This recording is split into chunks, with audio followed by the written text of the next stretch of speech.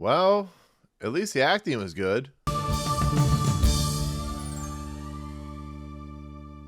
What's going on, everyone? Welcome to Movie Emporium's movie review of Queer, the newest film from director Luca Guadagnino. So, Queer is a film that is based off the William Burroughs novel. It's about a character named Lee who considers himself gay or queer, or however you want to say it. He has to run to Mexico because he has a drug problem, he has an alcoholic problem, and he's looked down upon because it's the 50s. Well, he comes across this young individual who's played by Starkey, and he starts to develop a relationship, but that relationship is very complicated, as most Luca Guadagnino films are, and it starts this kind of turmoil, kind of downward spiral for Lee as he tries to be with this person that he kind of has feelings for. But on top of everything, he is, once again, a drug addict, an alcoholic. He is constantly causing issues, and he is an individual that's very flawed, as once again Luca's types of films are. But it also has people like Jason Schwartzman in it as well, and it's very much a based on novel in a lot of respects, about an individual who feels different in a world that is very complicated. Now, when it comes to this film and this product, Luca Guadagnino is a director that I'm not the biggest fan of, to be fairly honest. I like Call Me by Your Name.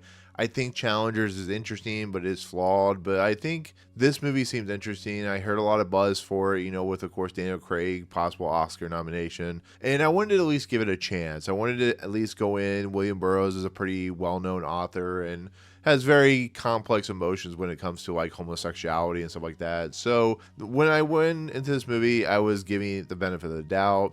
I will say this, as you learned in my kind of cold opening, this movie is saved by Daniel Craig's performance, because I was not a huge fan of this movie. It goes into weird kind of emotional places that I didn't feel worked. I don't feel like this movie is 100% on the level of what Luca can do. I think Call Me by Your Name was such a great kind of out of the gate type of movie with great performances.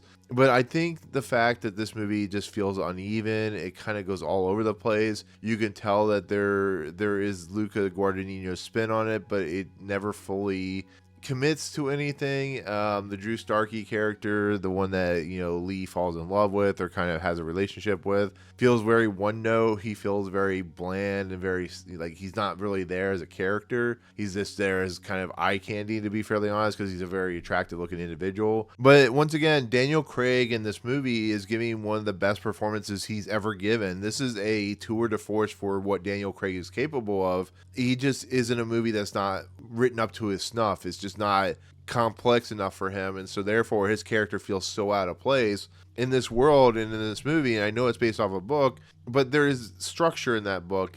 Some people don't like the book, but there is structure in that book.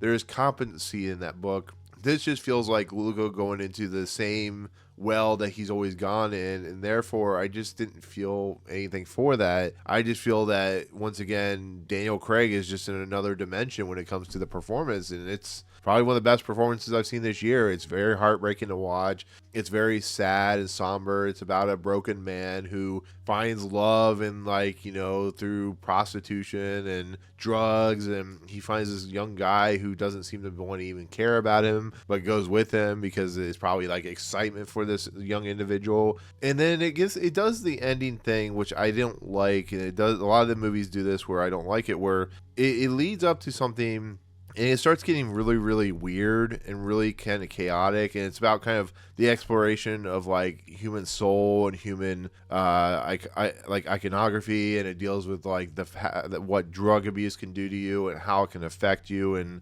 they're looking for this particular drug that's supposed to like mind telepathy or whatever nonsense. And it starts leaning into some like body horror a little bit.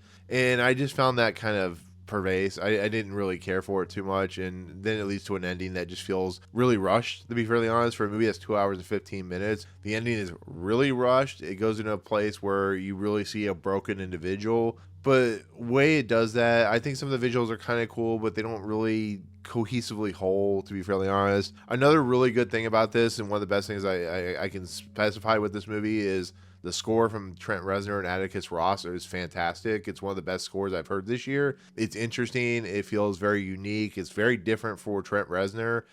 It has this like love emotionality to it. It has this really kind of sweet somberness, but there's also kind of a kinetic craziness to it. There's songs that are from this movie takes place in the 50s, but it also is like using 90s music like with Nirvana and stuff like that. It's a really interesting way to do things, but it shows you the level of maturity that Trent Reznor and Atticus Ross have gotten to, where they can actually delve into some really interesting kind of beats and interesting kind of emotional resonance with what they can do. They're like two of the best composers that are working today when it comes to scores, and they seem to do something original and different for every film that they're doing.